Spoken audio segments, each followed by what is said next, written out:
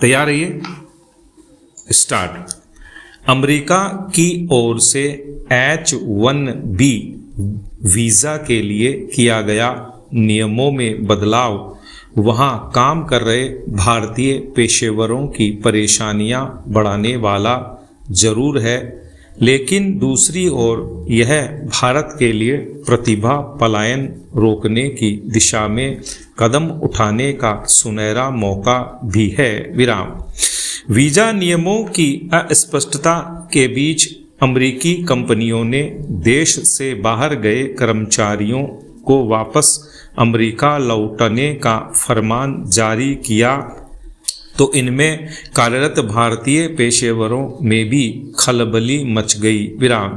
अब ट्रंप प्रशासन ने स्पष्ट किया है कि बड़ी वीज़ा फीस नए आवेदकों के लिए है और एक बारगी ही देय होगी। विराम। पैरा। ट्रंप प्रशासन की ओर से वीज़ा के लिए यह भारी भरकम फीस कहने को तो स्थानीय लोगों को रोजगार देने व कुशल विदेशी पेशेवरों को ही अपने यहाँ काम करने का मौका देने के लिए लागू की गई है। विराम।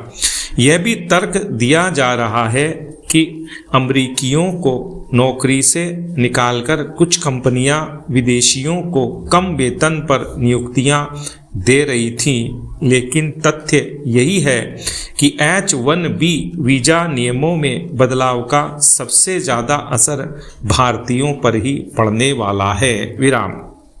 भारतीय IT व टेक कंपनियां भी हर साल बड़ी संख्या में अपने कार्मिकों को इस वीज़ा के जरिए अमेरिका भेजती है। विराम।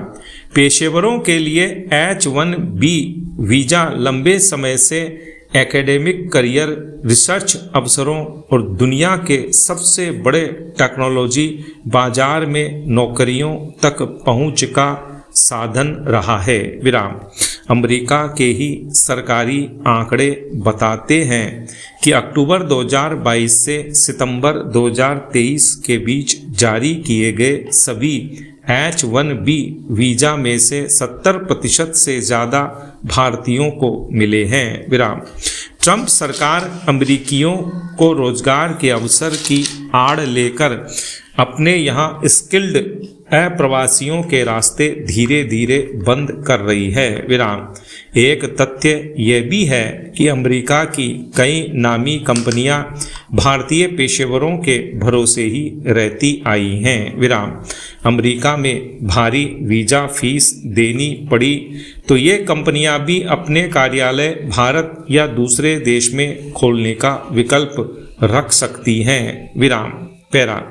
अमेरिका का यह कदम भारत से प्रतिभा पलायन रोकने की दिशा में अहम हो सकता है।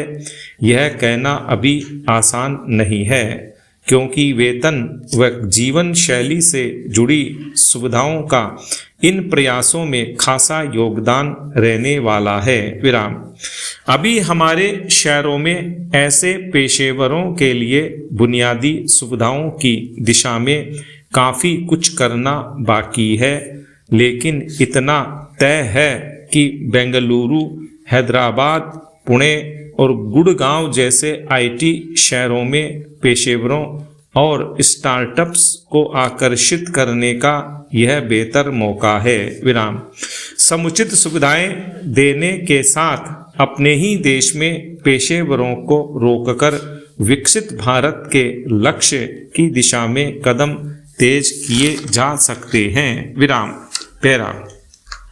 वर्ष 2017 में जब GST कर प्रणाली को लागू किया गया था तो प्रधानमंत्री नरेंद्र मोदी ने संसद के पटल पर कहा था कि यह भारत की आर्थिक आज़ादी का दिन है। विराम। आज भारत की एकता और अखंडता का प्रतीक एक राष्ट्र एक कर लागू किया गया है। विराम। उससे पूर्व UPA की सरकार ने कई बार प्रयास किया था कि GST लागू किया जाए, लेकिन वे सफल नहीं हुए। विराम। मोदी सरकार आने पर प्रदेशों को आश्वासन दिया गया कि केंद्र हर वर्ष 14% बढ़ोतरी के मापदंड के साथ प्रदेशों को जो कुछ भी कर में क्षति होती है तो उसे केंद्र पूर्ण करेगा विराम। इस पर प्रदेशों और केंद्र के लगभग 16 करों को समाहित करके एक कर प्रणाली देश में लागू करने में केंद्र सफल हुआ विराम। पैरा मोदी सरकार ने शीघ्र जीएसटी लागू ही नहीं किया बल्कि केवल 5 वर्ष में उसे तकनीकी रूप से सरलता से स्थापित भी कर दिया विराम। आज हर महीने सामान्यतया 2 लाख करोड़ से भी अधिक की कर आपूर्ति हो रही है, जबकि सरकार लगातार कर घटाती भी जा रही है विराम।